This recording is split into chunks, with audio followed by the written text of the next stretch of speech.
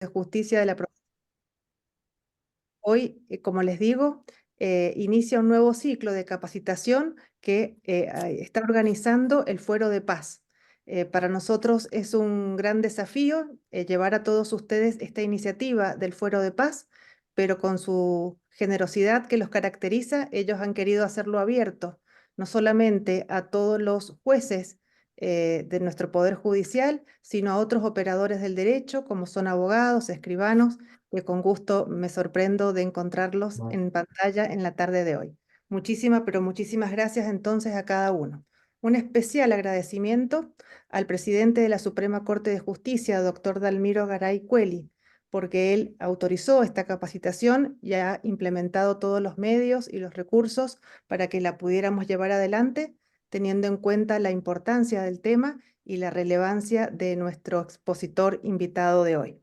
Así que bueno, solamente también resta agradecer a la Asociación de Magistrados, en la persona de la doctora Norma Yatzer, que hoy nos acompaña. Muchas gracias, Norma, por tu presencia.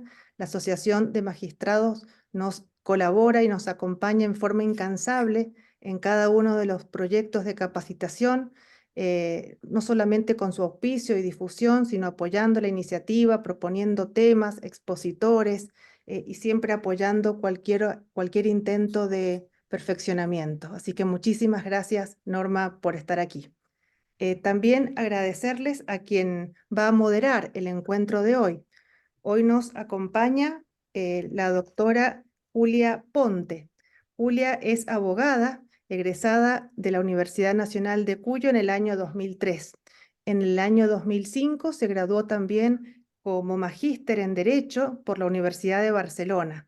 Y en su brillante carrera, a partir del año 2018, ya se desempeña como jueza de paz en el primer tribunal GEJUAS, ¿no es cierto?, de paz de la ciudad de Mendoza. Así que, Julia, muchísimas gracias. Sé lo que has trabajado para hacer posible esta capacitación. Dejo en tus manos entonces, a partir de ahora, llevar adelante la misma. Muchísimas Bueno, gracias. muchas gracias Marta por la introducción. Bueno, agradecer a Mariano, estamos muy contentos de poder finalmente tenerte. Voy a brevemente contarles quién es Mariano Esper. Eh, es abogado en ejercicio de la profesión, se graduó en la UBA con diploma de honor, hoy es doctorando también en dicha casa de estudios, donde ha hecho su carrera docente como profesor regular adjunto de contratos civiles y comerciales. Es máster en International Business Law de la Universidad CEU de San Pablo, Madrid, y también es profesor de posgrado en universidades públicas y privadas como la UBA, la Austral, la Notarial Argentina, la Nacional de Rosario, la Nacional de Tucumán, la Nacional de Salta, la Nacional del Nordeste, la Nacional del Sur, la ESEADE, entre otras. Ha escrito como director y coautor el libro Derecho Notarial Práctico en el año 2019, que ha tenido una reedición ahora el año pasado, en el 2023, y coordinador y coautor de la obra del Código Civil y Comercial de la Nación Comentado de Rivera Medina, de la ley del 2014. Entre muchísimas otras obras, artículos de doctrina, comentarios de sentencia, y es disertante en jornadas, seminarios y conferencias en todo el país. Estamos muy contentos de tenerte acá. A mí personalmente me encanta que él es un hacedor de contratos, es lo que a mí más me gusta, no es un académico, sino es un redactor, y eso, bueno, se van a dar cuenta ustedes cuando lo escuchen hablar. No sé si me olvido algo más importante de tu currículum, Mariano. Si no, te doy la palabra. Les cuento un poco cómo vamos a hacer la metodología. Para que esto sea lo más dinámico, ustedes vayan escribiendo preguntas en el chat, yo voy a ir tomando nota y vamos, de acuerdo a los temas, vamos haciendo parates y las vamos recapitulando, como para que no se haga, que no queden las preguntas abajo y por ahí quedan después descolgadas. No sé, Mariano, si querés agregar algo o ya te doy la palabra.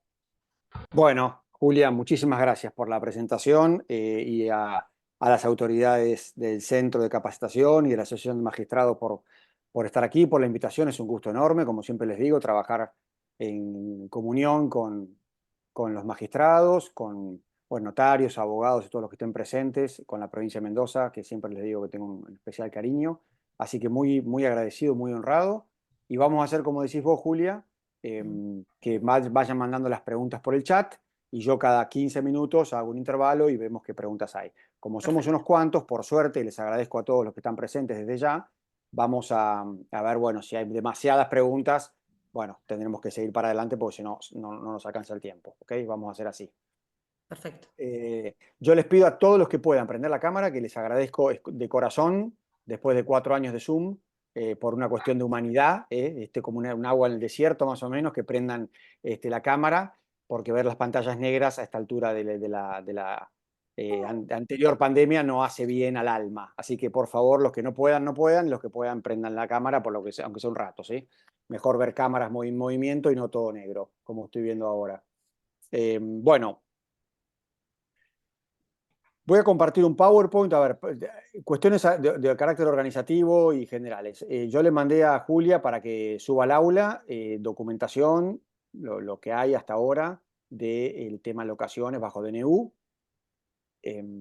Hay un suplemento que publicó la ley hace 10, 15 días más o menos, que yo participé como uno de los autores, y hay algunas doctrinas aisladas que les pasé, seguramente hay más, ¿no? Pero bueno, está un poco tratado todo lo que condensa las reformas del DNU, así que ahí tienen.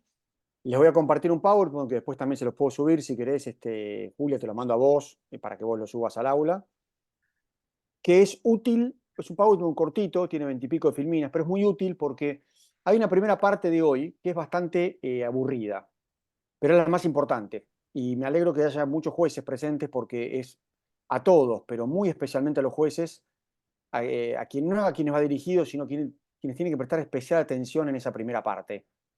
Y la segunda parte es más dinámica. Bueno, espero que todos lleguen a la segunda parte, ¿no? Y que no se queden en el camino. Bueno, bueno, acá está el PowerPoint en cuestión,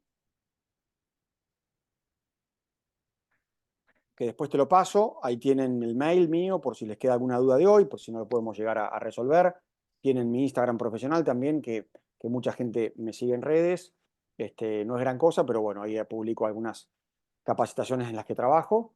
Y vamos a dividir entonces este encuentro en dos partes. La primera, que son las partes general de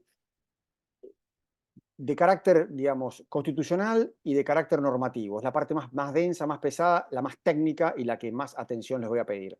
La segunda es entrar directamente a las reformas del DNU en materia de contrato de alquiler. Bueno,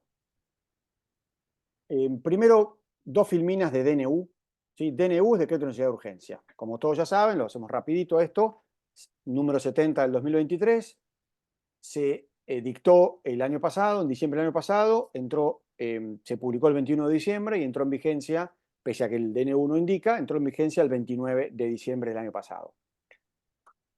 Un DNU es una norma jurídica emitida por el Poder Ejecutivo de la Nación, que ha sido reconocida en la jurisprudencia de la Corte antes de la reforma del año 94 y que luego con la reforma del año 94 fue incorporada esta facultad o esta prerrogativa del Poder Ejecutivo en la Constitución Nacional en el artículo 99, inciso tercero, donde primero dice que el Poder Ejecutivo no puede emitir normas de carácter legislativo, que tiene prohibido, y a renglón seguido permite hacerlo bajo una norma que se llama Decreto de Necesidad de Urgencia.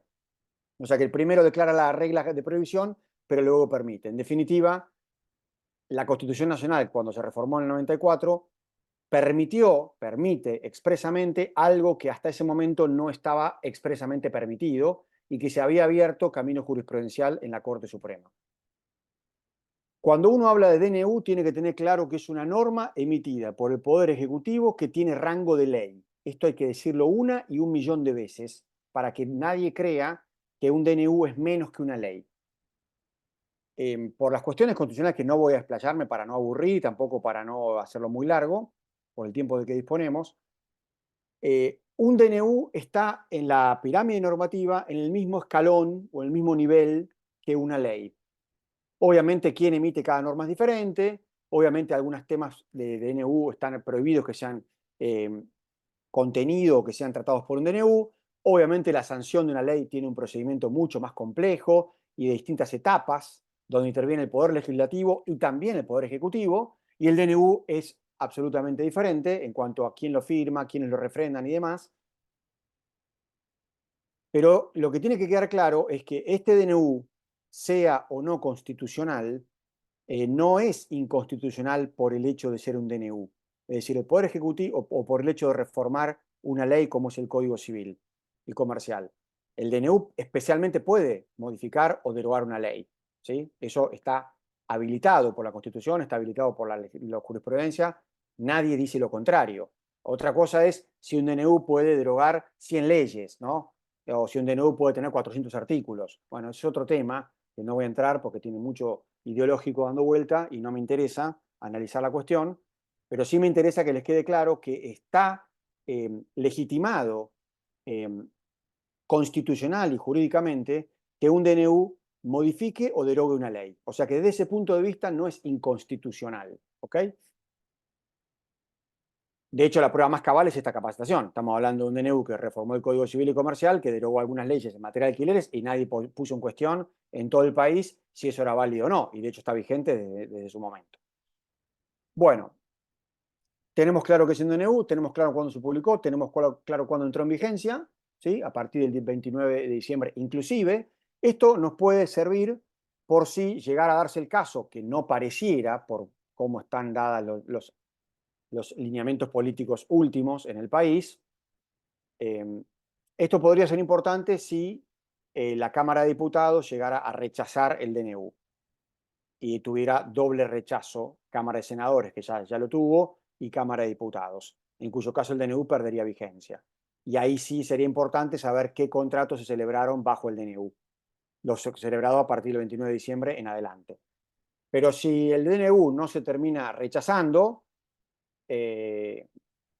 no tiene ninguna relevancia saber cuándo entró en vigencia hoy. Sí lo tenía en su momento, ¿está bien?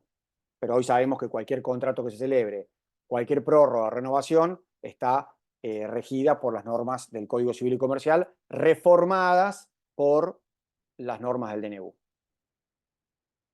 Segunda placa de DNU.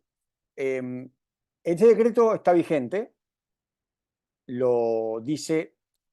Cuando se sancionó la Constitución dejó una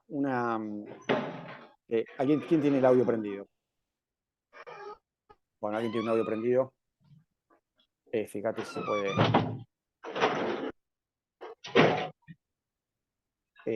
Julia, fíjate si se puede controlar la parte de audios, o no sé quién. Yo, sobre todo por temas personales, ¿no? Que no se cuele ninguna cuestión personal en un audio donde estamos todos escuchando. Bueno, les decía que cuando se sancionó la reforma de la Constitución, se quedó una laguna que generó un debate importante sobre si los DNU necesitaban ratificación del Congreso o no para estar en vigencia y qué pasaba si eso no se producía o lo que fuera.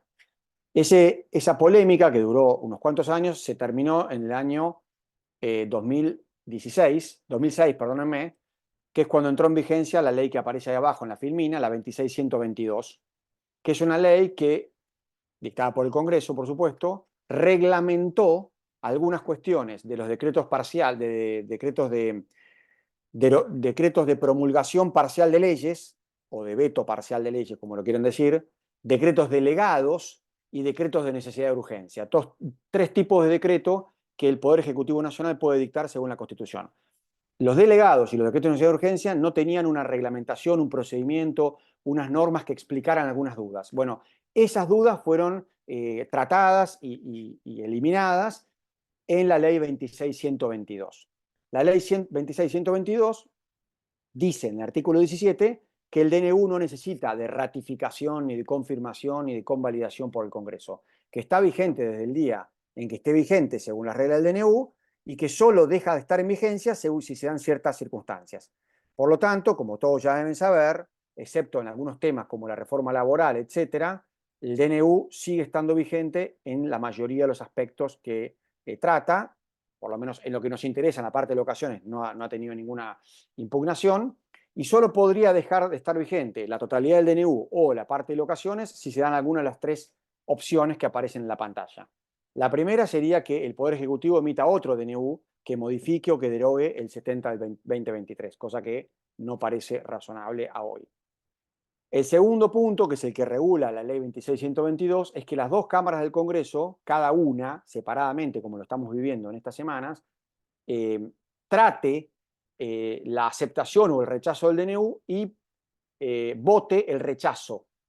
Si las cámaras del Congreso, las dos, votan el rechazo, cosa que hasta ahora no ocurrió con ningún DNU de los casi 900 que se han dictado en los últimos 30 años, ahí este DNU dejaría de estar en vigencia y se eliminaría, se declararía la nulidad, como dice la ley, y entonces solamente quedarían protegidos los contratos celebrados a partir del 29 de diciembre en adelante, porque son derechos adquiridos por los contratantes, pero no se podría continuar con nuevos contratos que se quieran celebrar bajo la norma del DNU porque ha perdido vigencia.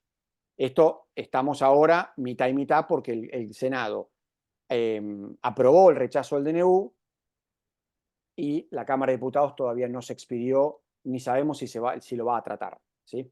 Como todos saben, los que están presentes, hay mucho juego político, ¿no?, en este tema y en tanto, bueno, las cosas estén más armónicas, nada parecería que esto fuera a ocurrir.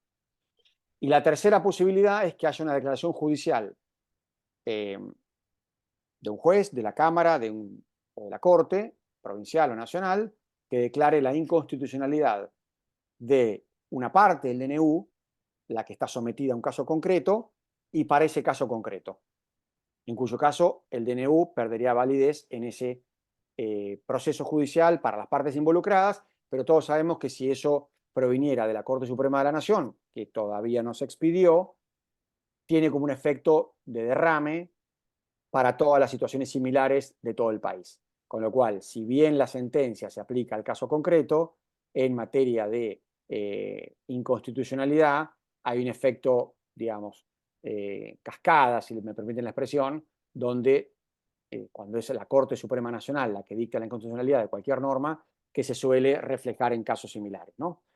Más allá de lo que pasa con las acciones colectivas, ¿no?, que, como saben, si bien tiene efecto en un caso concreto, puede desparramar por afectar a una cantidad de derechos individuales homogéneos a todo el colectivo que trate el caso amparado, protegido por la legitimación de la entidad actora de que se trate, ¿sí?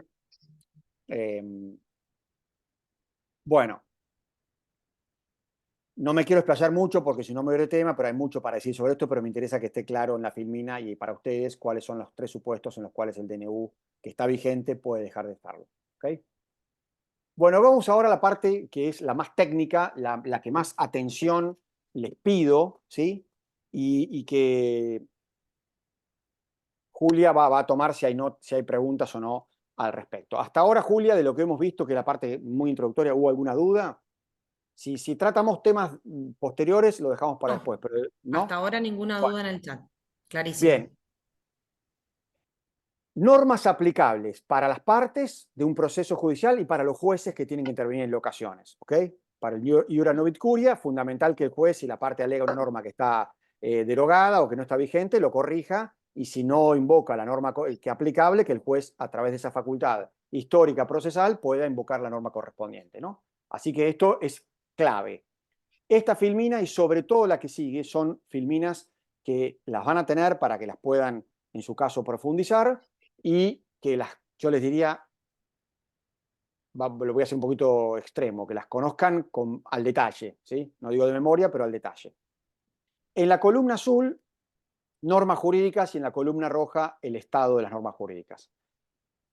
A la pregunta de cuáles son las reglas jurídicas que rigen los alquileres en la Argentina, la respuesta es los artículos 1187 a 1226 del Código Civil y Comercial, excepto los que están marcados en rojo en la columna de la derecha, que son varios artículos del Código Civil y Comercial que no están vigentes en la parte de locaciones.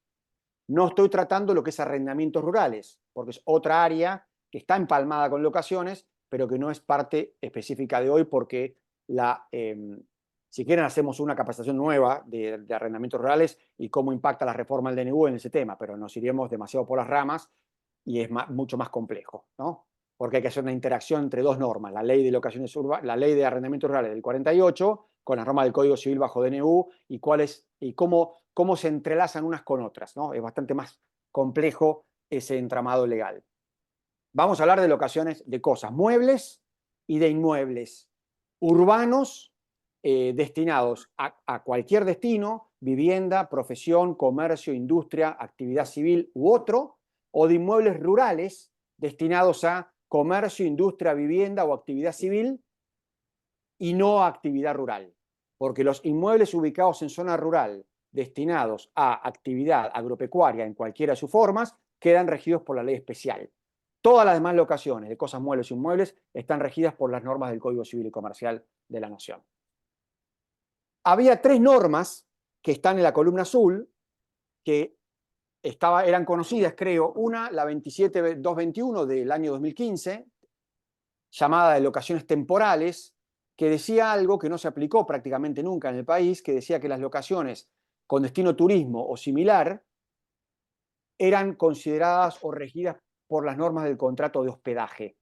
Se quiso equiparar a la locación del departamento en Mar del Plata, o de la casa de Mendoza, o de la casa en Bariloche. Se quiso equiparar ese contrato a el contrato de hospedaje, o sea, el que uno celebra cuando va a un hotel, una posada, una cabaña, etcétera, por la presión de la Cámara Argentina de Hoteles. Bueno, esa norma no logró los objetivos.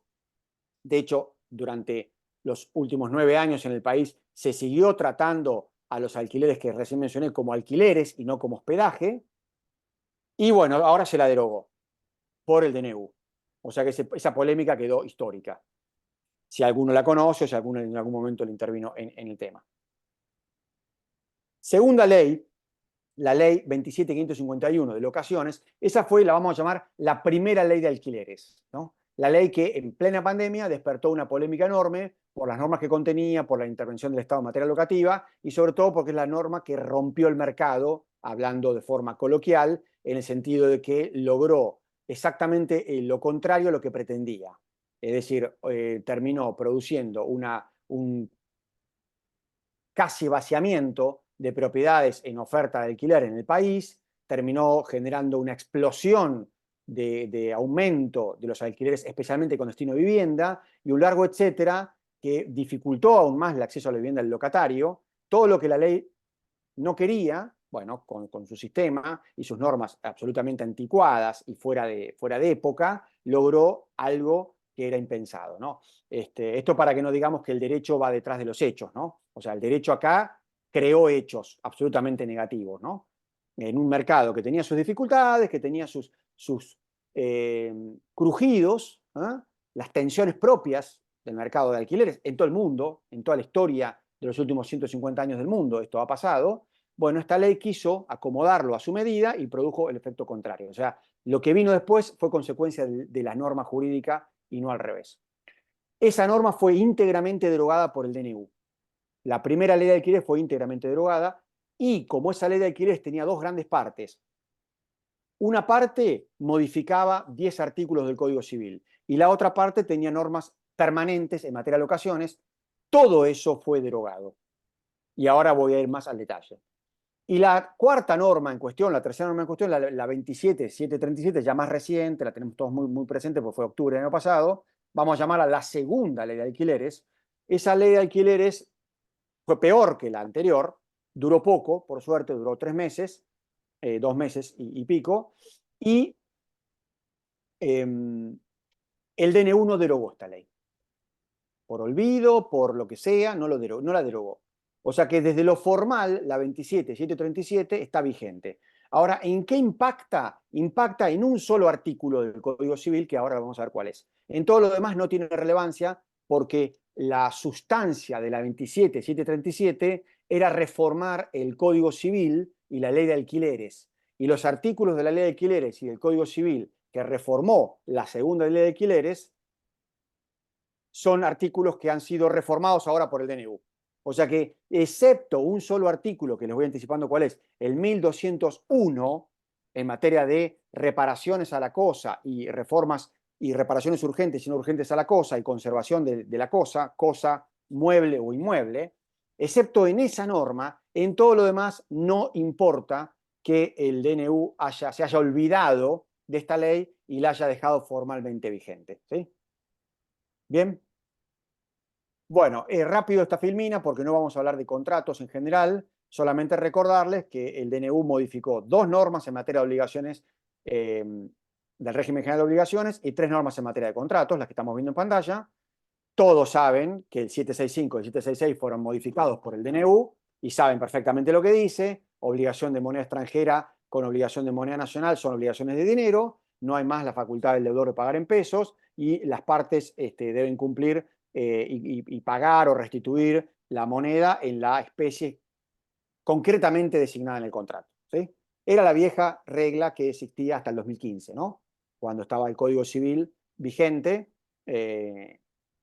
que regía de forma similar en la estructura jurídica de las obligaciones de dar moneda extranjera, como rige ahora, ¿sí? Hubo un interregno que fue del 2015 al 2014, al 2023, fin de 2023, donde rigió el sistema dividido de obligación dineraria, moneda extranjera, obligación de cantidad de cosas o de género, y obligación dineraria, moneda nacional y obligación de dinero. Bueno, ese régimen ahora perdió vigencia y está unificado. Esto es muy importante para todos los contratos, para todas las obligaciones y también para las locaciones, ¿sí?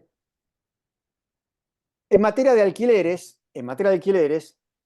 ¿cuáles son los cambios concretos que trae el DNU en el Código Civil y Comercial? Las filminas que vamos a ver ahora van a indicar, ¿sí?, numéricamente y el contenido de los artículos modificados por el DNU, y ahora después los vemos, en unos minutos los vemos con más detalle, ¿no? 1196, antes trataba cuáles eran las prohibiciones en materia de locación habitacional, ahora habla de las garantías fianzas, garantías solidarias y el depósito en garantía, todas las garantías, y periodicidad del pago del alquiler.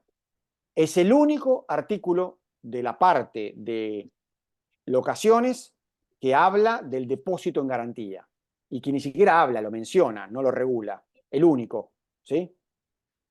Plazo mínimo legal, todos ya saben que no existe más, legalmente hablando, y entonces el 1198, que antes era, ¿cuál era el plazo mínimo legal? 3 años, ahora dice que no hay plazo mínimo legal. El 1199, ¿cuáles eran las excepciones al mínimo legal? Como no hay más mínimo legal, ahora el contenido es otro, precio de la locación y ajustes, o sea, qué índices se pueden aplicar para indexar las locaciones. Y 3 normas más. 1219, resolución imputable al locatario, 1220, resolución imputable al locador, y 1221, rescisión anticipada del locatario. Como ven, los artículos del Código Civil expresamente modificados por DNU son 6, expresamente modificados. Ahora, hay otros artículos del Código Civil y Comercial que están eliminados como consecuencia de haber eliminado la ley de locaciones. Pero los modificados concretamente son 6. Y de esos 6 yo les diría que hay 3 esenciales. Plazo, precio, o sea, 3 esenciales con 4 temas. Plazo de la locación, precio de la locación, ajuste del precio y garantías. Los que estamos viendo en pantalla, resolución imputable al locatario, resolución imputable al locador, resolución anticipada, sí, modificaron. Los 2 primeros casi que no tienen variantes y el tercero no es tan, o sea, es una reforma importante, pero no es nada que no se pueda entender y demás. Lo más relevante es lo otro, ¿ok? Acá me permito una breve digresión.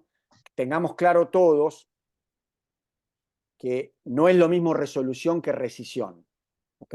La resolución es una palabra jurídica que tiene amplísimas o amplias aplicaciones. En el ámbito contractual se aplica a la extinción de un contrato por un hecho sobreviniente a la celebración que está justificado en la conducta de las partes o que se trata de un hecho externo ajeno a las partes. Y el contrato se resuelve. Teoría de imprevisión, frustración de la finalidad, caso fortuito, imposibilidad de pago, condición resolutoria o incumplimientos de alguna de las partes. Ahí es donde vamos a usar la palabra resolución técnicamente de forma apropiada. La resolución por incumplimiento, ¿ok? Que es lo que hablan los artículos 1219 y 1220 del Código Civil. La rescisión, que el 1221 la titula resolución erróneamente, la rescisión es otro modo de extinción del contrato que puede ser unilateral o bilateral y que no está fundada la rescisión en el incumplimiento o en la conducta de la contraparte, sino que es una facultad, en este caso unilateral, que la ley le da a una de las partes, en este caso el locatario, para que deje sin efecto un contrato si se cumplen ciertos requisitos o condiciones.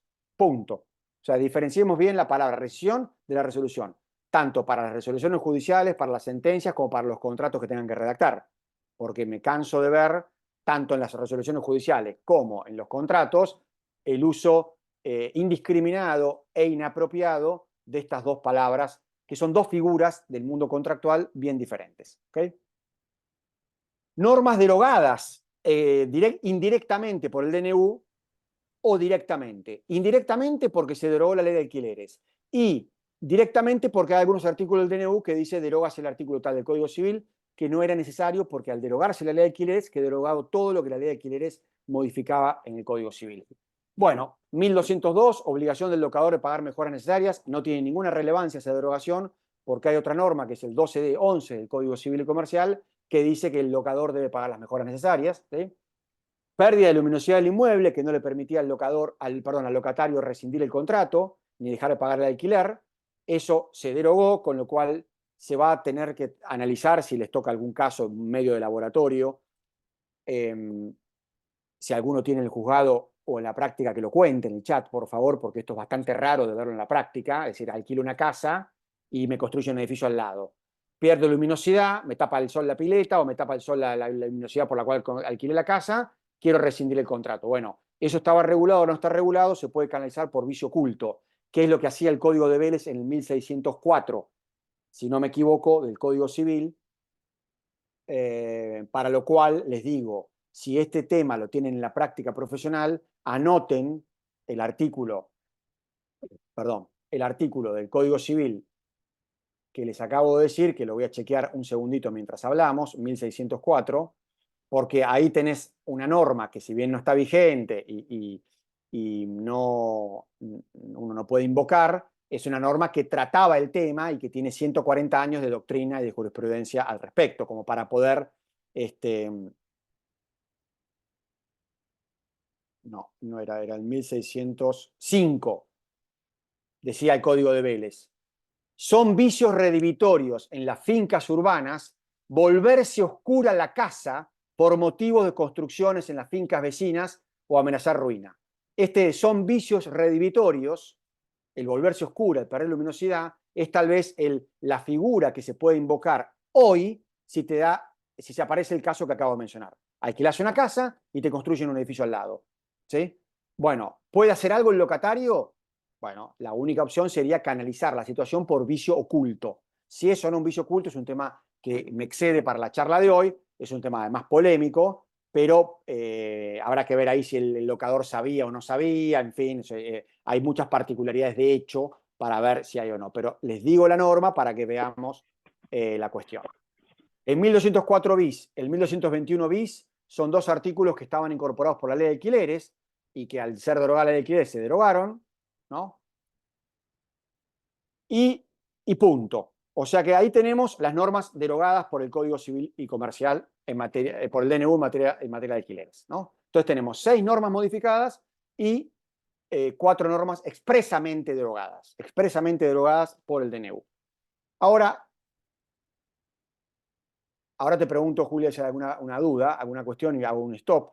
Pero esta filmina, yo hago una introducción breve y ahí te escuchamos, Julia, si hay alguna pregunta.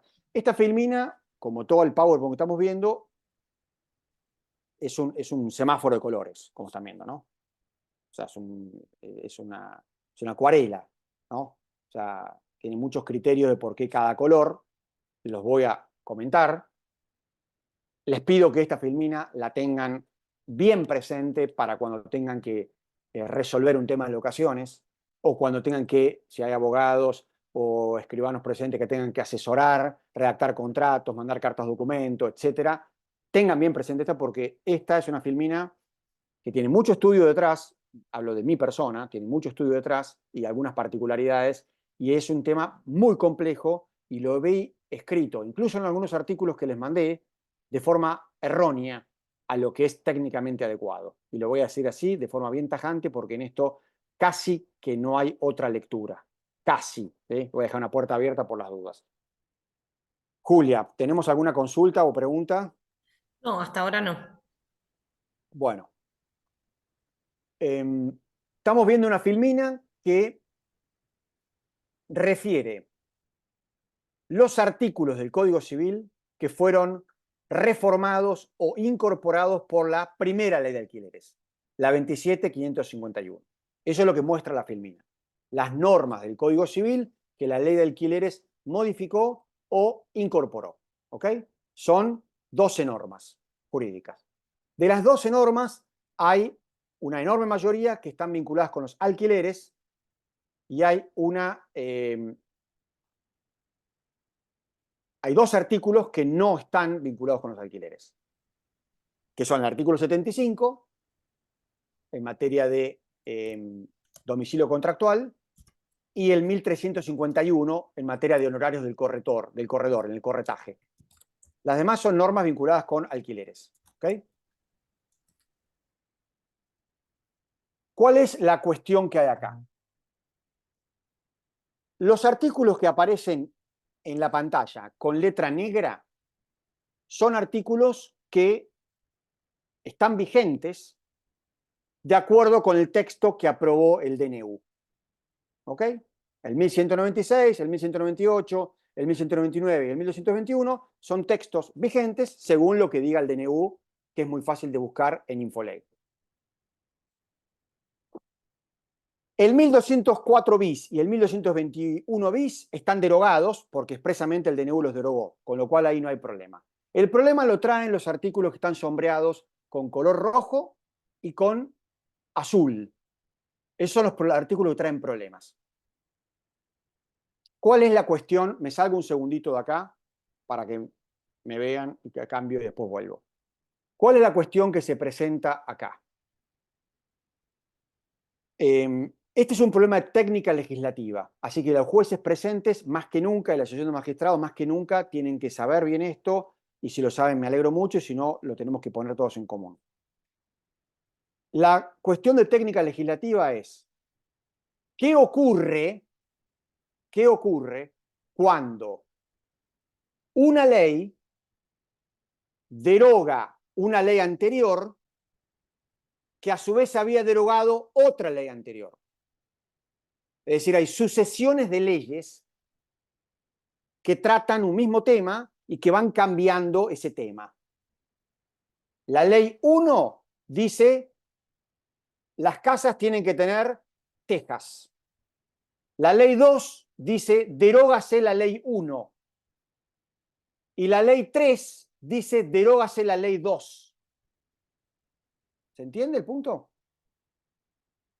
La pregunta que ocurre en el universo jurídico mundial es, que es un tema, esto es filosofía del derecho, o derecho civil parte general, o las dos cosas. Cotorrúa, por ejemplo, civilista argentino famoso, de filosofía del derecho también, trata este tema, entre otros autores.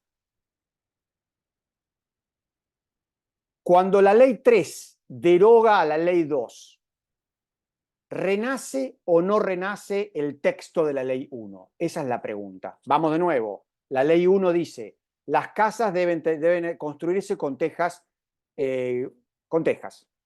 La ley 2 dice, derógase la ley 1, y luego viene una ley 3 que dice, derógase la ley 2. La pregunta es, ¿revive o no revive la ley 1? Esa es la pregunta. Esto se llama revivificación normativa o legislativa, ¿sí?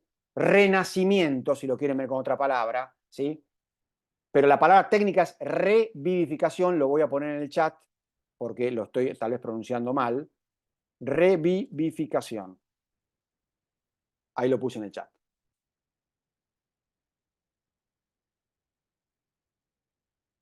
Bueno, entonces,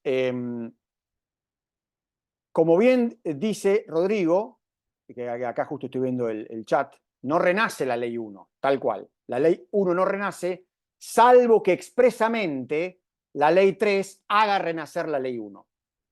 ¿Ok? Eso, en Infoleg, en una parte de Infoleg, existe lo que se llama el Manual de Técnica Legislativa, tal vez la provincia de Mendoza tenga el suyo también, pero para la Nación existe Manual de Técnica Legislativa. Se aprobó en el año 97-98, establece una serie de criterios y reglas para que las leyes se sancionen desde el punto de vista lingüístico, de estructura técnica legislativa y que responde estas dudas, ¿sí? Bueno, el Manual de Técnica Legislativa resuelve esta cuestión y creo que cita como ejemplo el artículo 2 del Código Civil de España, que prevé expresamente esta cuestión y dice: cuando una ley deroga una ley anterior, que derogó a su vez una primera, no renace el texto de la primera ley, salvo que expresamente se diga lo contrario. ¿Está bien? No renace el texto. O sea que esa cuestión no trae problemas. Pero el caso que tenemos acá, en este tema que estamos hablando, y que es muy importante que ustedes lo incorporen, coincidan o no con la posición que yo tengo, es que no es exactamente igual lo que pasó. Porque lo que pasó es, la ley 1, que era el Código Civil y Comercial en materia de alquileres, decía X cosas. La ley de alquileres número 1 modificó el Código Civil, no lo derogó, lo modificó. Y ahora viene el DNU que deroga a la ley de alquileres. O sea que no tenemos la misma secuencia que en el ejemplo de la casa con tejas que yo les decía. Acá es, la ley 1 dice una cosa, la ley 2 modifica la ley 1 y la ley 3 deroga la ley 2. Tan es así que no está previsto este supuesto en el Manual de Técnica Legislativa, y yo, como lo he dicho en varias charlas, y alguno ya me escuchó, en el año pasado, en diciembre del pasado, hablé con Infoleg, con las personas responsables de Infoleg, y lo mismo hice en febrero de este año. Tuve 2 conversaciones de 20 minutos cada día, porque yo les planteé a ellos lo que yo veo en Infoleg, que es lo que vemos todos, y lo que no se entiende, ¿sí? Y por lo tanto, les planteé la cuestión, les planteé mi posición, y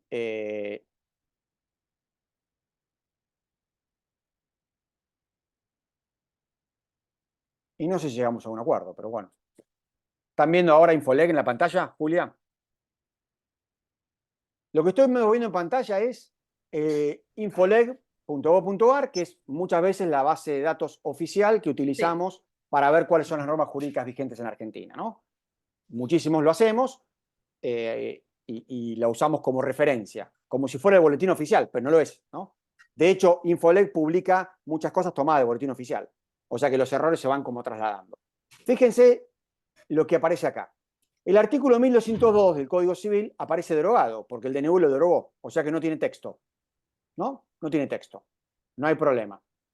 El artículo 1198 del Código Civil y Comercial aparece con un texto reformado por el DNU, con lo cual tampoco hay ninguna cuestión. Todos los artículos que aparecen con letra redonda, la letra vertical, se consideran con texto vigente. ¿Ok? Pero, ¿qué pasa con el 1203? Que es uno de los 5 artículos que trae problemas según lo que estamos viendo.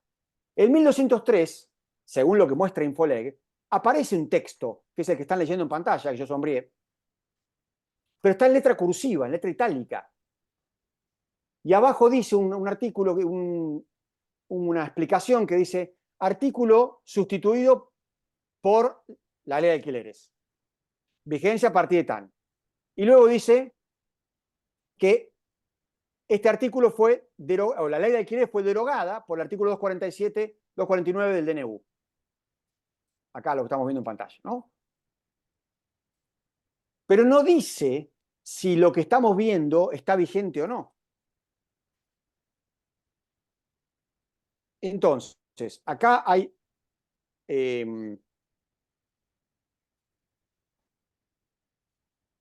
tres posiciones en este tema. La primera posición, que es la que convinimos por teléfono, pero no es lo que pusieron los de Infoleg en la pantalla, es que los artículos del Código Civil que fueron modificados por la ley de alquileres, como el DNU derogó la ley de alquileres, como consecuencia de eso, esos artículos también fueron eliminados y no tienen texto. Con lo cual acá tendríamos que tener artículo 1203 sin texto. No hay texto vigente porque no renació el texto originario del Código Civil y Comercial del 2015. No renació.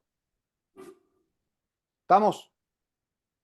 Esa es la primera posición, que es la que sostengo desde diciembre del año pasado, y no tengo ninguna duda que es la correcta. Pero Mariano, por ejemplo, con el 75 te quedarías sin artículo. Claro, te quedas sin contenido, exactamente. Pero ¿cómo te vas a quedar sin contenido con domicilio especial? Es grave. No, no es para nada grave. O sea, primero que Vos decís yo estoy dando la explicación técnica, no es que yo diga qué bien lo hicieron mal, ¿no? Y segundo, que en ese caso que vos citás no hay ningún problema, porque vos en el contrato ponés domicilio una especial. cláusula que dice que el domicilio es al efecto del contrato y se solucionó. No hace falta. No, claro, o sea, si vos tenés en el contrato, como ocurre en la mayoría de los contratos, una cláusula que diga que los domicilios indicados por las partes constituyen domicilios especiales a todos los efectos o a todas las consecuencias derivadas de este contrato, listo. ¿Qué se entiende eso? Eso es doctrina jurídica histórica. Por más que no tengas una norma de la ley argentina que especialmente hable del domicilio contractual, ¿no? Está bien. Mucho más importantes son los artículos como el que estoy marcándoles ahora, que es el artículo de la locación que más se usó en pandemia. ¿Qué pasa si se frustra el uso y goce? ¿Qué puede hacer el locatario? El locatario puede dejar de pagar el precio, puede rescindir la locación. Eso es lo que pasaba en pandemia. Ahora ese artículo, de acuerdo con esta posición, no tiene contenido. ¿Por qué no tiene contenido? Porque como la ley de alquiler fue derogada por el DNU y el DNU no revivió el texto del Código Civil, no hay texto. Esta es la primera posición. La segunda posición sería lo que hizo Infoleg, que es la peor posición. Infoleg dejó, como ustedes están leyendo, el texto de la ley de alquileres. Que estamos todos de acuerdo que esto no puede nunca estar vigente, porque la ley de alquileres fue derogada por el DNU. Entonces nunca podría el 1203 tener el texto que le introdujo la ley de alquileres. Jamás. ¿Me van siguiendo todos? Es un...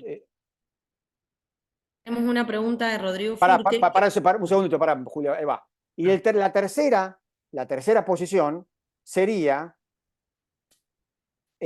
reflotar, renacer el texto originario del Código Civil que había sido reformado por la ley de alquileres.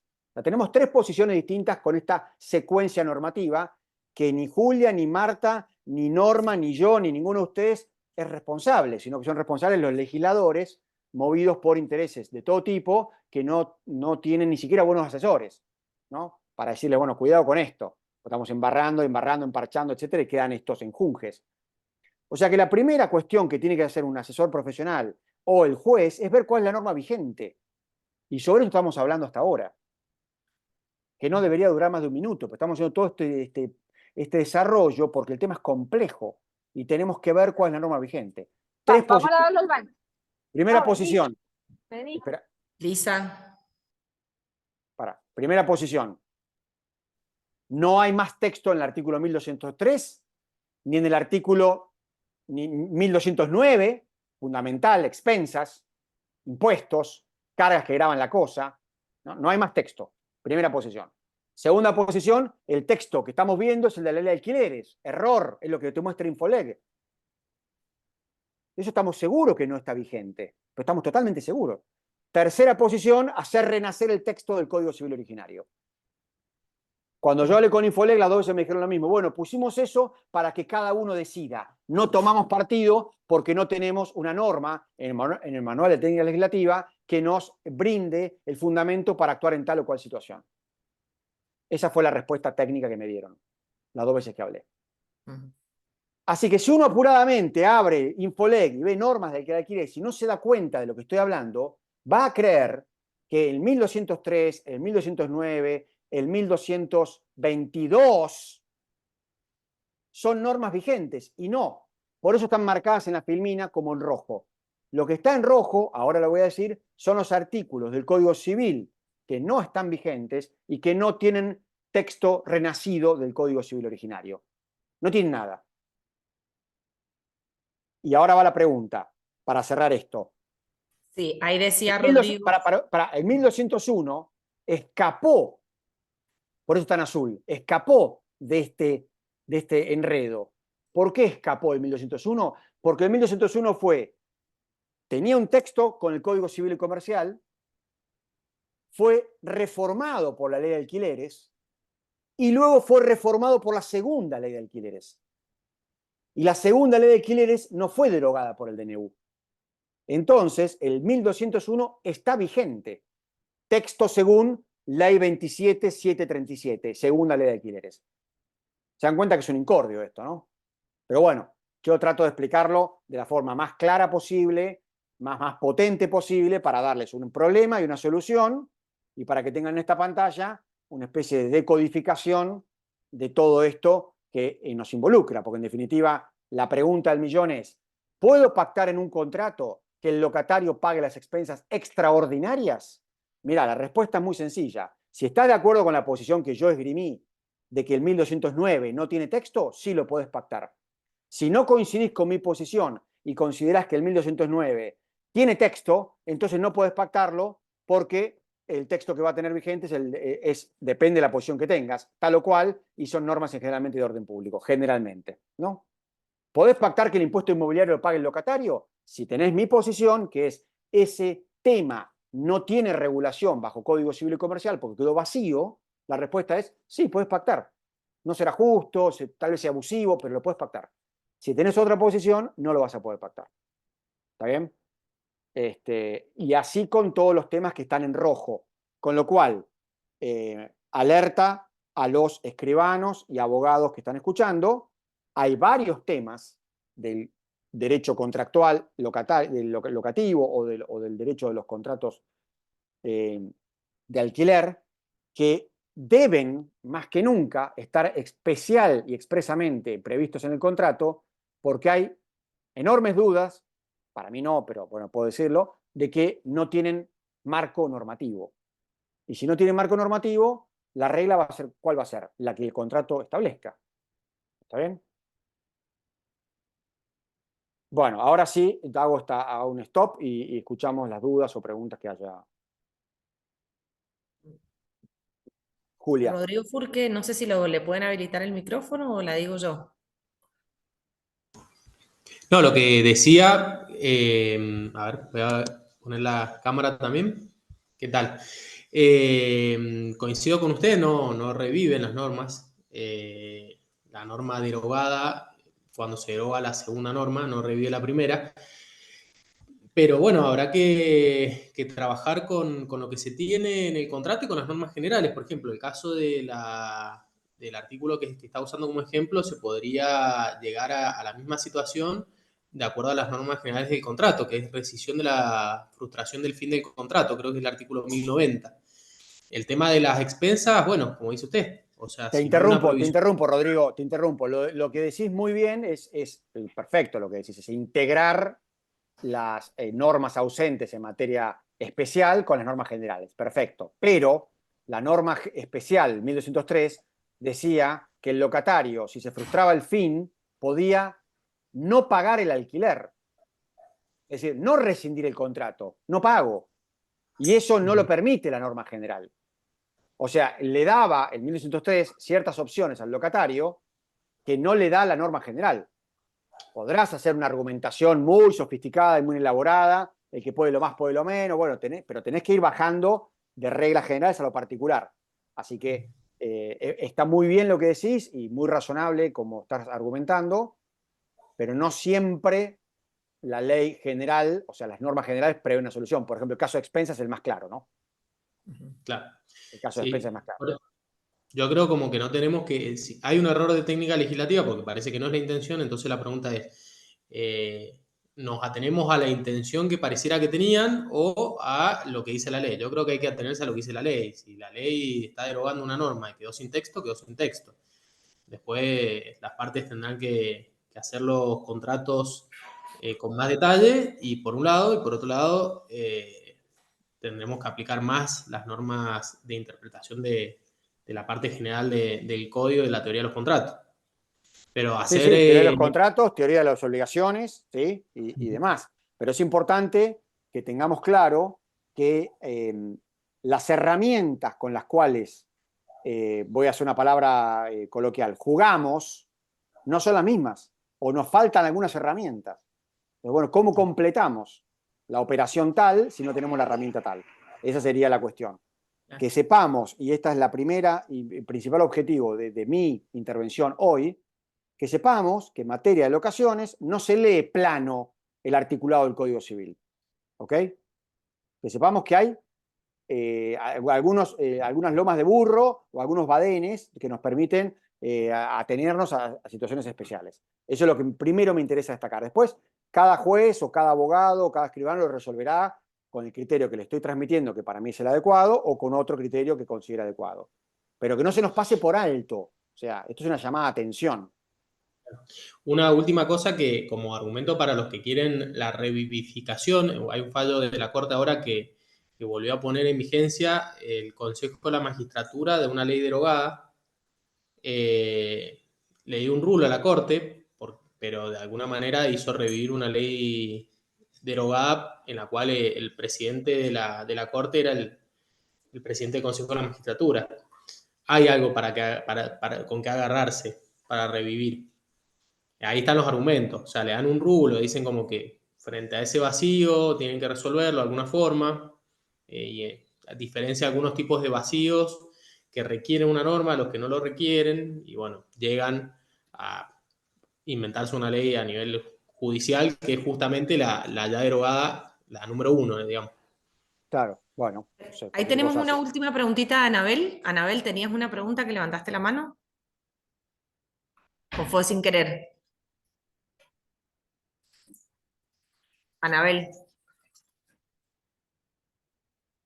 Bueno, debe haber sido sin querer, Sí. me parece.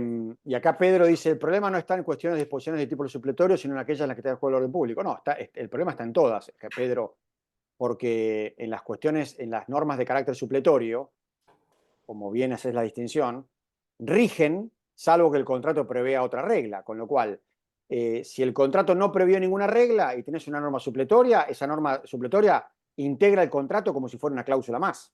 Ahora, Claro, si esa pero- norma supletoria no existe, el contrato no reguló el tema y la ley tampoco. O sea, te queda un vacío que tenés que integrar con una serie de premisas. O sea Pero que, esa es la característica, a eso es lo que me refería. Cuando vos tenés normas de tipo supletorio, podés ver si son de tipo accidental o hacen a los elementos naturales del contrato. Cuando son precisamente de orden natural, vos decidís apartarte y en todo claro, caso el código en este caso te da, digamos, la herramienta o la receta para poder regularla. Y si no la tenés, recurrirás a la vieja autonomía de la voluntad en la medida que digamos, con los límites actuales que por donde está, digamos, encorsetada esta autonomía de la voluntad y volveremos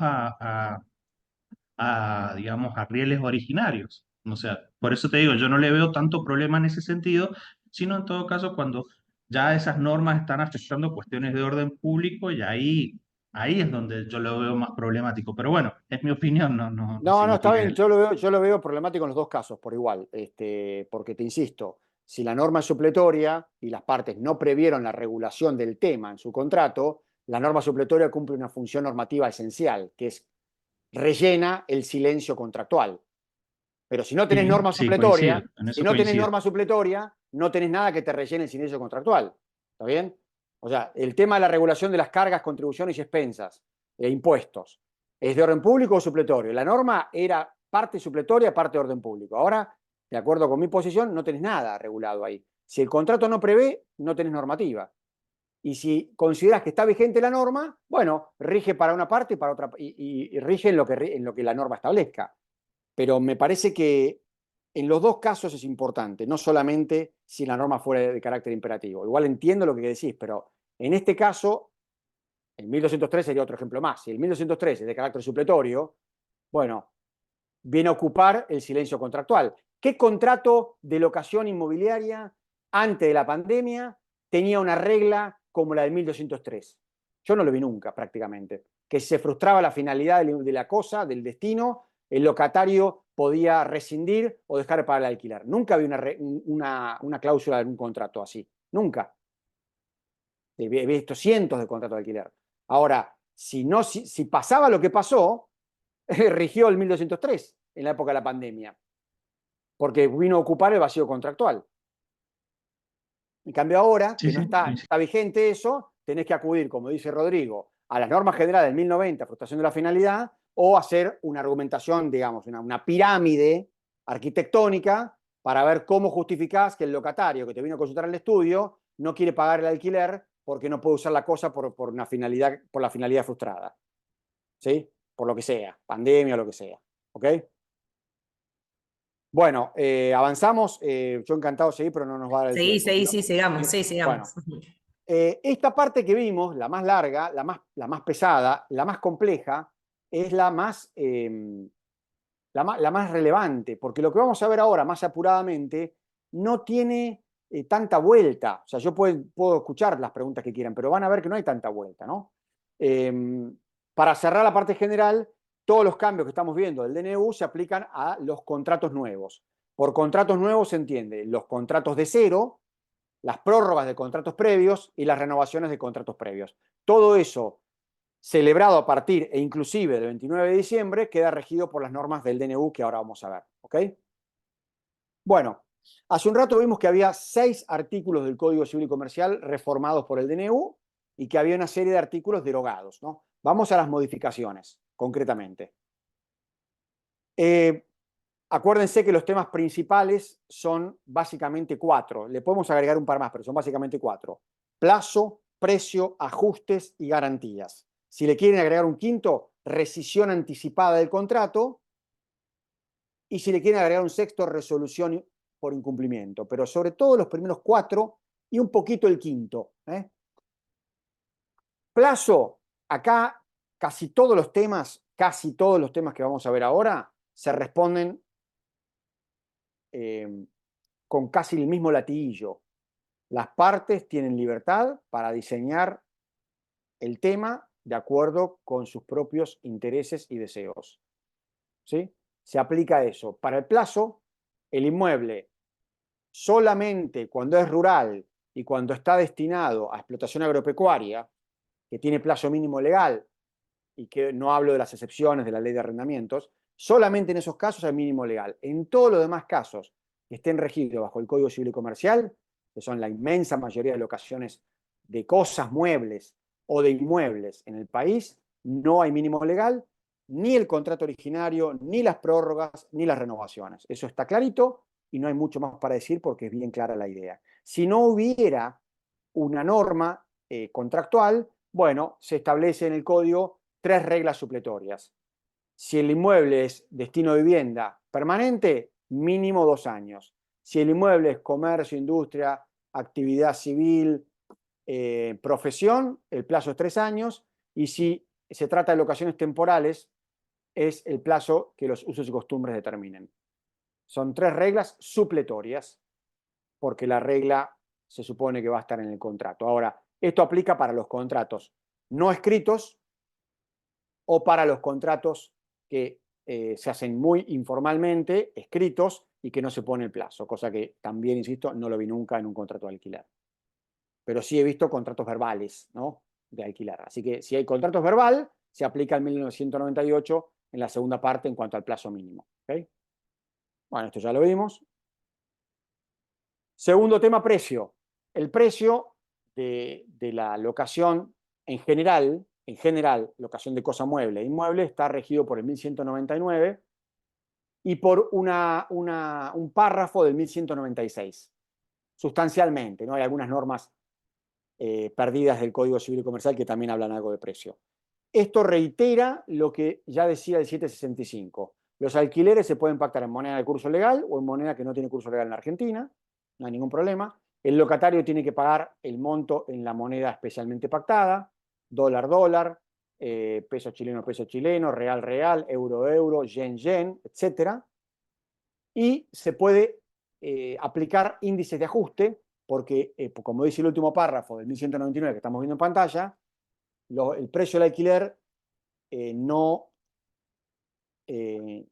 está exceptuado de la prohibición de indexar, con lo cual se le pueden aplicar actualizaciones monetarias. ¿Cuál es el índice que se puede aplicar y cuál es la periodicidad? Lo mismo que dije recién. Las partes tienen libertad para diseñar qué índice aplican, cualquiera fuera el destino. aclárenlo, y con qué periodicidad se hace el ajuste. ¿Ok? Me lo siguen preguntando, incluso hoy también, me han preguntado en otro contexto, digamos. La respuesta es la misma. Pueden pactar el índice de variación salarial, el índice de precio al consumidor, nivel mayorista, el índice de precio, perdón, el índice de precio a nivel mayorista, el índice de precio al consumidor, el índice de contratos de alquiler que se creó por la ley de alquileres, el índice de la construcción, una mezcla de esos índices. Pueden escalonar el precio con montos fijos cada tanto que se van actualizando, lo que quieran, no hay ningún problema, porque acá hay libertad para que las partes diseñen el índice y la periodicidad de la actualización, cualquiera fuera el destino del inmueble. ¿Ok? Acá esta filmina lo que está resumiendo es lo que acabo de decir. Tercer punto, tercer tema, las garantías del contrato, que abarcan dos grandes rubros. Las garantías de todo el contrato, que pueden ser personales, pueden ser del propio locatario, empresariales, bancarias o con un seguro de caución. Libertad. Una garantía, dos garantías, cualquiera fuera el destino, qué tipo de garantías, etcétera. Libertad. No hay más reglas de orden público como había antes bajo la ley de alquileres e incluso como había antes en materia de depósito en garantía bajo el Código Civil. No está más esa norma. Y tanto para el depósito en garantía como para el tipo de aseguramiento general de los compromisos del locatario, hay libertad contractual. El depósito en garantía se puede entregar en pesos o en moneda extranjera. Se puede entregar en pesos y actualizarlo cuando las partes establezcan. Se va a restituir al momento y por el monto que las partes hayan pactado. Se va a imputar a los rubros o conceptos que las partes hayan pactado. ¿Ok? Y la periodicidad del pago del alquiler, increíblemente, establecieron una norma de orden público acá, que no tiene explicación dentro de la enorme libertad que supuestamente hay, que no puede ser inferior al mensual, ¿no? Un error técnico es los que hemos trabajado en alquileres de cosas muebles, a lo largo de automotores, máquinas y demás. Esta segunda parte que están viendo en pantalla no habla de inmuebles, es un error, porque todas las reformas que se hacen en materia de alquileres de los códigos no hacen referencia a que es solamente para los inmuebles y cometen el error de hacer normas que se aplican a todas las locaciones. Y el que trabaja en alquiler de máquinas viales, por ejemplo, o el que trabaja en alquiler de materiales de máquinas para la construcción, por ejemplo, ¿sí? Herramientas y una cantidad de cuestiones, y los que hemos trabajado en alquiler de automotores, bueno, vemos que el alquiler de autos, o el alquiler de cosas muebles, perdón, ocupa muchísimos tramos de la vida negocial argentina. Lo que pasa es que no tiene tanta litigiosidad o tiene bajísima litigiosidad y no tiene la problemática que trae el alquiler de inmuebles. Pero no tenemos que dejar de ver que las normas que se han sancionado y que se siguen sancionando cometen el error técnico de no indicar que expresamente se aplican para inmuebles, si es lo que quisieron decir. ¿Ok? Con lo cual, en un alquiler de cosa mueble, no tiene ningún sentido establecer que el pago del precio es mensual. No tiene ningún sentido eso. Y aparte puede ser que no llegue ni al mes el alquiler de inmueble, de la cosa mueble. ¿Ok? Pongo un ejemplo para que se vea la falta de coherencia o de previsión en este tema también. Estas filminas se las dejo como sugerencia profesional. Si van a redactar un contrato y tienen que incluirle una garantía, bueno, estos son los ítems que les recomiendo que incluyan en la cláusula, dado que el Código Civil y Comercial ya no prevé ninguna regla que regule esta temática. ¿Ok? O sea, como tenemos un blanco en el tema, todo va a estar regido por la cláusula de contrato. Después podemos discutir en otro momento si el depósito en garantía es, como dicen muchos autores, una prenda de cosa, o si es un depósito irregular de dinero. O sea, ¿cuál es la naturaleza jurídica de ese pacto que se incluye instrumentalmente en el contrato de alquiler? ¿Ok? Lo cierto es que ninguna norma del Código Civil, ninguna, regula expresamente el llamado depósito en garantía en los alquileres de inmuebles. Con lo cual nos quedó un vacío que no solamente tendremos que analizar la naturaleza jurídica de ese depósito, si tenemos algún tema, sino también la cuestión de la cláusula cuando tenemos que redactar un contrato, ¿no? Hace poco en un contrato de shopping center pasó lo mismo que pasó hace 20 años en otro tema, que se había rescindido el contrato y el locatario pedía la restitución del depósito en la moneda, en un contrato comercial, ¿no? De un shopping center, en la moneda entregada en el depósito de garantía, que era dólar. Y el locador, el propietario del mueble, del desarrollo comercial, quería invocar el 765, que entonces estaba vigente, para devolverle en pesos, ¿no? Bueno, ese era un tema, pues, al final lo condenaron al propietario y se arregló antes de apelar. Pero bueno, cada tanto trae problemas esto, ¿eh? O hay cuestiones de práctica. La resolución del locatario, la resolución del locador imputable al locatario está regulada en el 1219, le agregaron el inciso D, que es un agregado que no tiene ningún impacto jurídico, porque por supuesto que los contratos podían prever muchas causas de resolución del contrato por culpa del locatario y no solamente las que enunciativamente establece el 1219, pero acá sí me permito indicarles algo que para mí está bastante claro, que es, como no hay más plazo mínimo legal, es decir, como se derogó el plazo mínimo legal que antes era de 3 años, como el 1077 establece que en cualquier contrato una de las partes puede rescindir unilateralmente si está expresamente previsto en el contrato, y como el 1219, aunque habla de resolución, dice que se puede resolver por cualquier causa fijada en el contrato, da un mini argumento, entonces el punto que está en el medio de la filmina se responde afirmativamente. Ahora, para mí, es válido pactar en el contrato que el propietario puede rescindir sin causa y de forma anticipada el contrato, siempre que ese derecho lo ejerza de forma regular y no abusiva, por supuesto, ¿no? Pero eso antes no se podía hacer.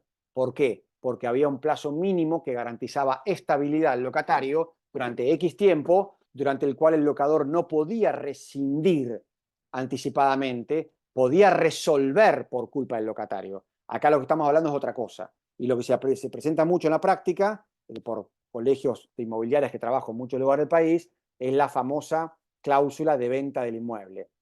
Se pacta en el contrato que el inmueble está a la venta o se puede poner a la venta y que en caso de venta el locador puede rescindir el contrato y por lo tanto entregarle el inmueble al comprador libre de todo locatario. Eso es válido en la medida en que esté procedimentalmente regulado de una forma no abusiva. ¿Ok? Hay que tener en cuenta muchas cuestiones. ¿Cuál es el destino del inmueble? ¿Cuánto duró la locación? ¿Cuál es el plazo de preaviso? ¿Cómo se le comunica al locatario? Tal vez si se le da alguna compensación por rescindir anticipadamente, etcétera, ¿no? ¿Sí? Hay que tener cuidado porque son cláusulas si es vivienda, si hay menores o si hay personas con alguna dificultad médica. Es bravo desde el punto de vista judicial convalidar un desalojo, por ejemplo, si el locatario no se quiere ir, por la sola existencia de la cláusula, si fue ejercida abusivamente. Hay que ver ahí cómo es la mecánica de hechos y de antecedentes de ese contrato que tenga una cláusula en cuestión, ¿sí? Por ahora, ningún juzgado va a tener este problema porque esto es bien nuevito, pero si se hacen contratos donde ya se empieza a incorporar esta cláusula y el día de mañana se litiga con fundamento en que no se permitió al locador rescindir anticipadamente y el locatario no se quería ir, ahí va a venir entonces la validez o no de la cláusula y o del ejercicio por el locador de esa cláusula. ¿Okay? Tema importante, muy importante. Esto no tiene ninguna importancia, que le han agregado, lo que está en rojo lo han agregado, no tiene ninguna importancia porque es algo que ya estaba previsto en la otra parte del código. Obviamente que el locatario puede resolver si el locador incumple, el locador tiene que conservar la cosa en buen estado y si la cosa, y el locatario también. Si la cosa no se conserva en buen estado por culpa del locatario, el locatario no puede rescindir. O sea, es una obviedad lo que está indicado en rojo como algo agregado por el DNU, ¿sí? Y por último, la rescisión anticipada por el locatario. Un viejo artículo del Código de la Ley de Locaciones Urbanas, del Código Civil, que es el 1221, que bajo el título de resolución, que les dije que era erróneo, el código ahora tiene un texto diferente que dice que el locatario puede rescindir anticipadamente el contrato en cualquier momento, hasta ahí estamos bien, no indica cuál es el preaviso que tiene que dar, con lo cual la cláusula del contrato es bueno que indique el preaviso, y la multa es no 1 mes y medio de alquiler o 1 mes de alquiler según cuando ejerciera la rescisión, sino que es el equivalente al 10% de todo el canon que falte pagar, con lo cual puede ser mucho dinero, ¿sí? Pero, como el canon que falte pagar está sujeto a actualización, es un tema que el contrato debe prever bien cómo se computa ese 10%, si el canon que el locatario tiene que pagar de los 2 años que falten para extinguir su contrato, el plazo del contrato, lo que sea, tienen un ajuste trimestral. Pónganle que celebramos un contrato de alquiler el 1 de enero por 3 años y hay una cláusula de ajuste cada 3 meses por la inflación y el locatario quiere rescindir el contrato y lo rescinde en el mes 8, quedan 2 años y 4 meses de contrato y todo el monto de eso que falta, el 10% es la multa, pero todo el monto de eso que falta no se puede calcular fácilmente porque la inflación no sabemos cuál va a ser de los próximos años. O sea que hay que darle en la redacción de la cláusula alguna herramienta para que se pueda calcular el 10% en cuestión. ¿Ok? Que es lo que indico acá en esta filmina cuando estoy refiriendo o aconsejando algunos contenidos de la cláusula de rescisión anticipada, ¿no? Bueno, llegamos al final. Ahora vamos a escuchar las preguntas que tengan.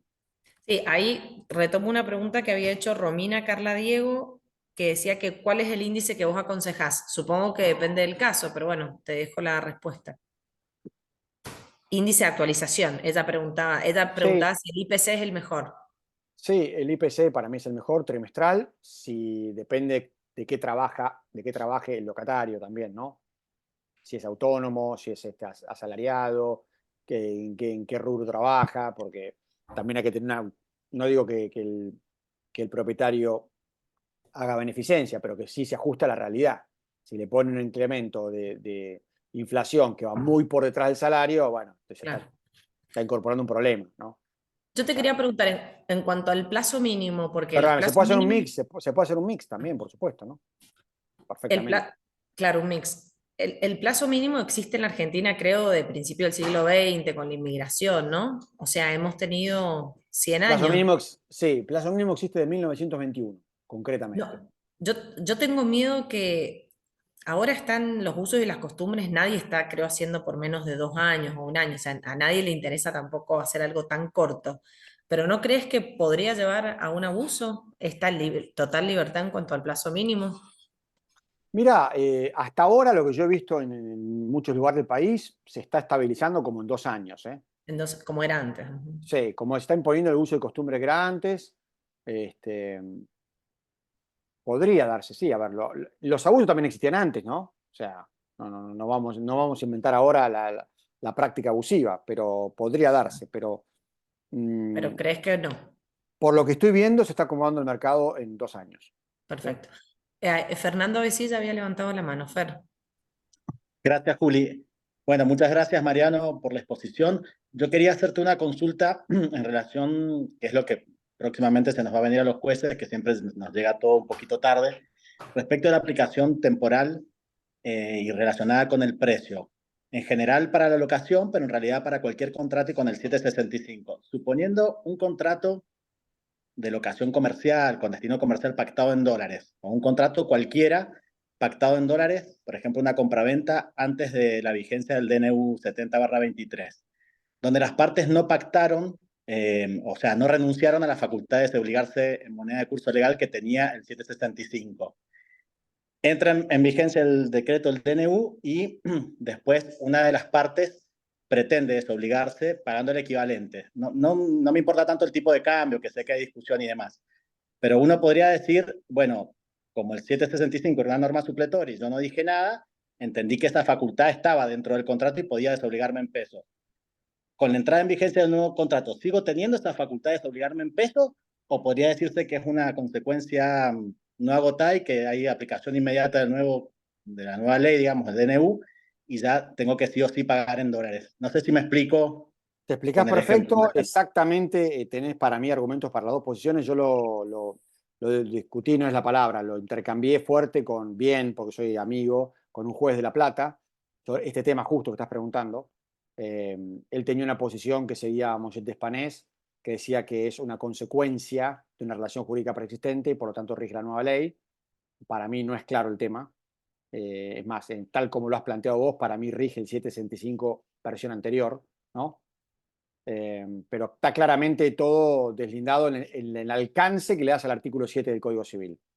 Si las nuevas obligaciones que se van devengando de un contrato celebrado antes del DNU son parte de ese contrato o son consecuencias no desarrolladas de la relación jurídica preexistente que se rigen, por lo tanto, por la nueva ley. ¿Está claro, Fernando? Sí, sí, claro, pues me surgió la duda porque leí un fallo, yo justamente lo pensaba así, como diciendo, bueno, si yo no pacté nada, justamente regía la ley supletoria, entendía que la facultad de liberarme en peso estaba si no hubiera pactado en contrario, pero leí un fallo que decía como que no era una consecuencia no agotada y como que no le dejaba desobligarse en el equivalente, digamos, por eso la Bueno, pregunta. vas a encontrar las dos posiciones. Si querés un préstamo Bien. de dinero el 1 de agosto del año pasado por un año en dólares y no decís, caso medio de laboratorio, ¿no? Pero bueno, no Sí, decís sí, si tiene o no tiene la facultad, que no decís que renuncie al 765. Bueno, viene el deudor, quiere pagarte ahora en pesos, invocando el 765 que regía al momento de su celebración y tenés abierto la discusión. Yo me inclino con dudas, con serias dudas, a considerar que rige el 765 versión anterior. Pero con serias dudas, ¿eh? gracias Mariano, clarísimo. De nada, si fuera juez, lo tendría que estudiar muy fuertemente el tema y tendría que barrer varios libros sobre el artículo 7 del Código y buscar jurisprudencia anterior de años A que hayan tratado temas semejantes, ¿no? Porque no es un tema de los intereses. Los intereses sí está claro que es consecuencia de la relación para mí, ¿no? Consecuencia de no desarrollar la relación preexistente. En cambio, en este caso es una obligación cuya causa es el contrato que se celebró bajo un marco normativo determinado y que el contrato está integrado por las normas supletorias vigentes al momento de su celebración, ¿no? Pero bueno, Gracias Mariano. de nada. Bueno, Mariano, Eh, muchísimas gracias. No sé si alguien más yo, por no robarte más acá, tiempo, hay más preguntas, pero no Acá sí quiero. hay más preguntas, acá Romina, Ariel preguntan, bueno, cualquier cosa, y yo sabía que iba a ser poco tiempo porque es un tema complejo, pero bueno, es lo Pero que bueno, puede. para no robarte más tiempo, cerremos acá. Ha sido espectacular, muy útil para todos nosotros y obviamente nos quedamos con ganas de más, pero bueno, podemos hacer otro encuentro profundizando y viendo a ver un poco qué pasa cuando tengamos casos jurisprudenciales, que también eso va a ser muy rico. Sí, ya que sí. Después te paso el PowerPoint, ¿o querés que lo Por pase por acá por el favor, chat? ¿No? dale, por favor.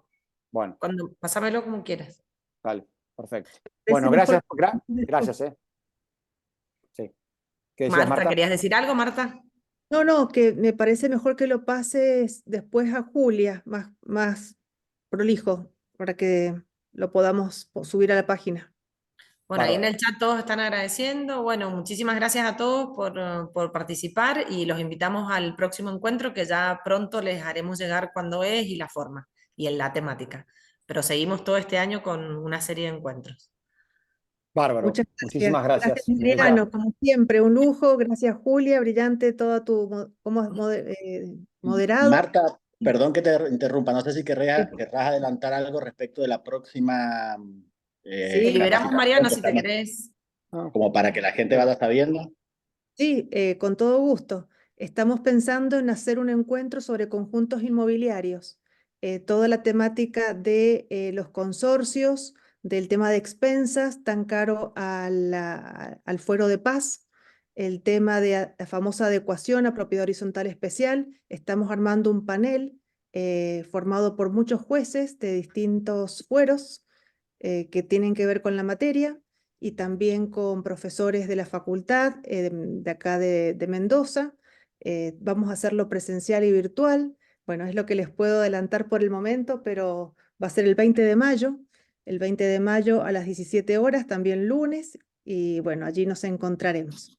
Muchísimas gracias, Mariano, excelente, muchísimas gracias. Gracias a Bueno, todos muchas ustedes, gracias. a quienes Gracias a estuvieron ustedes. a las cámaras, a Fernando, que ha ido dirigiendo también siempre, liderando estos encuentros, y Julia especialmente. Hasta la próxima. Hasta la Muchas próxima. Un gracias. abrazo Hasta grande. Chao, luego. chao. Chao, chao. Hasta luego.